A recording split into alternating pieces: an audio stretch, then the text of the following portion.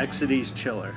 This game is so notorious due to, at the time, I mean, it's still pretty graphic and violent, but the graphics are not top of the line like they, I guess they never were top of the line, but the graphics aren't as graphic, if that makes sense, as games today, but let's give it a play. This obviously has to make any Halloween-themed game countdown, whether it's the unlicensed Nintendo version or the original arcade version. It's just a straight-up gore fest. As you can see, there's different stages. Let's check out. So here's a torture room. Just decapitated the person. So the whole point is you gotta shoot and make gory stuff happen. And there's some secrets that you can hit, and you get like that, get the little star. And there's a meter that you have to count down before the meter at the bottom. So the number at the top you have to get to 0 before that timer meter thing on the bottom. And you do that by shooting people, like crushing someone's head in the vise, shooting the random things that appear. The more gore you create, that meter goes down. And you get a good shooting and you go on to the next stage. A little bit morbid. It's not like you're shooting monsters, you're basically shooting people for most of the stages. And we thought about, I mean, to me this could be a perfect Halloween game, but we chose a different game because the gameplay is just better.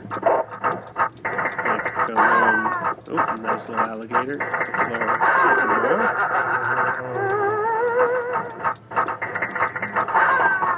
A little more. Torso, there we go. Now the head floats down the river of blood. And you got the racks to pull the bodies apart. Again, just a pretty sick, morbid game. But definitely if you're, I mean, I guess you could say this is torture porn before there were really torture porn movies. I mean, in essence, it's almost like a early video game version of Hostel. You just got the gratuitous violence, the constant assault on the senses, much like some of what people call torture porn. Okay, now this stage, this is where it shifts. So now it's more shooting monsters and stuff and ghosts. It's less torturing people. Giant Dracula head. Let's get the mummy out of the coffin. Okay, now let's open up his chest. Let's shoot the heart. Now I usually struggle on this stage because a lot of the stuff is hidden. And as you can see, the timer at the bottom's going down faster than the meter at the top. And there's a lot of hidden bricks and stuff that you get a lot of that really help bring the meter down, and I'm really struggling. Which is a shame. We might not get to see the next stage. The cabinet that I'm playing on, it took about 3 minutes to get to accept one of my tokens to play, so I doubt I'll be able to continue to show you the last stage, which is the graveyard scene,